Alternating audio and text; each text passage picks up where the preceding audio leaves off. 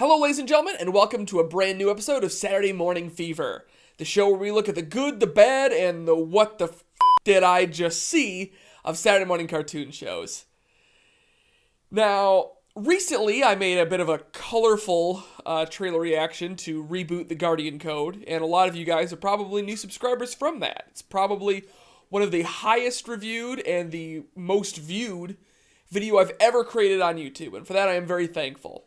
But one piece of legitimate criticism I did get is I didn't touch as much on the fact that the original Reboot show does hold up better in its later seasons, where things get a lot more serious, the animation gets a little bit better, so on and so forth. And I decided to address that, but I wanted to try to find a bonding experience for us. So I figured there was no better way to do that than to look at a CGI show that very much is desperately in need of that level of harsh criticism that I believe that after we all take a look, we'll all be able to agree on. So won't you join me on this hunting expedition, ladies and gentlemen? Let's grab our hunting rifles, get ourselves some barrels, and shoot some motherfucking fish. Ladies and gentlemen, welcome, new subscribers and old, to Saturday Morning Fever. From now on, like your parents were, you are the secret force of hope. They're moving real fast, they're the only one who can get there on time. They're never too far behind, they're always fighting crime. Undercover or facing adventure in the danger zone. Pretty soon they'll be off on a mission. Come and watch them go. Bright doesn't shine. What's the highest and show? Bright doesn't shine. Only the on the road. Bright doesn't shine. Just sit back and watch them go.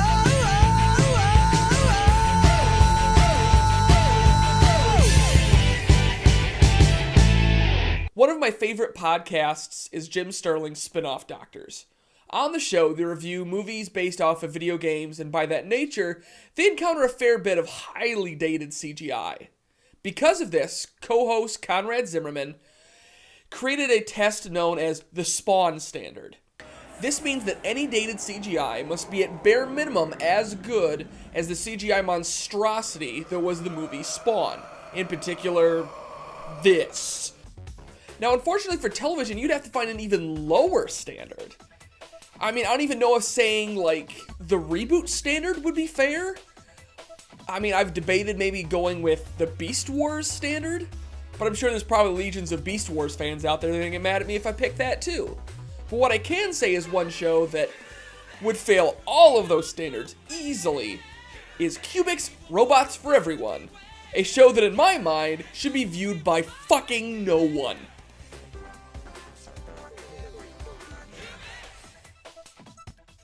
So for those of you guys who have been checking us out for a long time, you'll know that the last show I reviewed was called Metabots, a poster child of the kind of show I created Saturday Morning Fever to show off.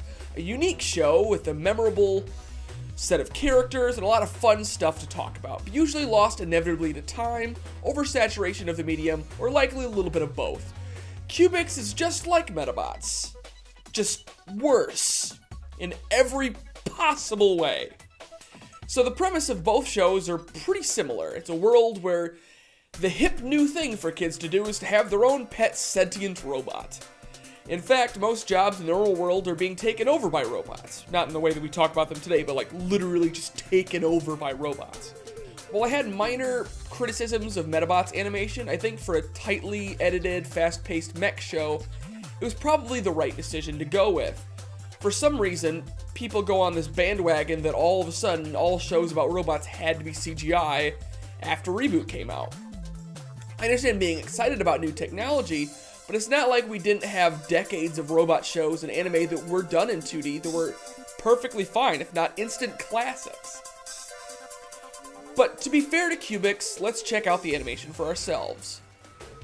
So we open up on the show and everything looks perfectly fine. We've got lush colors and everything looks, you know, a little bit blocky as you'd expect for these kind of eras, but it looks pretty good overall. I really like the some of the designs of the robots and some of the themes, motifs that go around. Then we cut away to our theme song here, and sweet mother of Foxbox, what'd they do to this? I mean, when it's just robots walking around, everything is fine, but the second you get normal, fleshy human beings walking around, it instantly becomes this exact nightmare fuel that people imagine when they think of shows like this.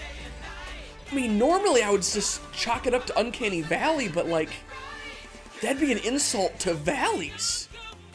Now, when it comes to the Uncanny Valley effect, this is definitely where you can look at a show like Reboot and see that they actually made some very smart decisions when it came to the way they went about things. Sure, the animation in Reboot is very primitive, but at the very least you can say that since it's a show about technology where you're dealing with computer programs and everyone has green and blue skin and everything's cyber and crazy, you can understand why things look blockier, more, well, you know, computer-like, because of the fact that that's what it is, and you're not trying to look realistic. Cubix, on the other hand, is trying to look cute and futuristic, but instead it makes you look like every character is trying to eat your soul. Now, believe it or not, this is something you do find yourself adjusting to, eventually. After an episode or two, I can get over the animation enough to stomach it. And that would be fine if that was in fact the only major issue I have with this show. But it is far, far from the only issue I have with this show.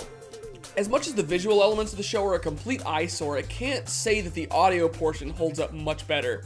The voice acting is abysmal, and a lot of the acting is really wooden and terrible, and the script is not helping them at all. Easy. No, it's not. I'm telling you.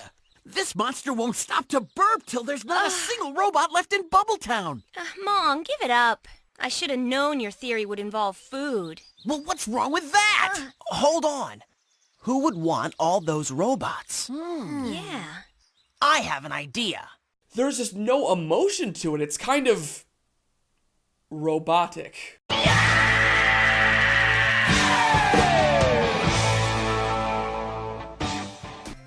The characters are all completely undefined. Most are carbon copy archetypes with absolutely no deeper examination.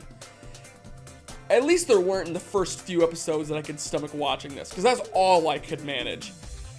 I mean, the story is almost as simple as you can get. Some kind of evil force is infecting some of the robots and turning them evil, and a mad scientist wants to steal it and harness it for the sake of a mysterious big evil bad hiding behind a television screen.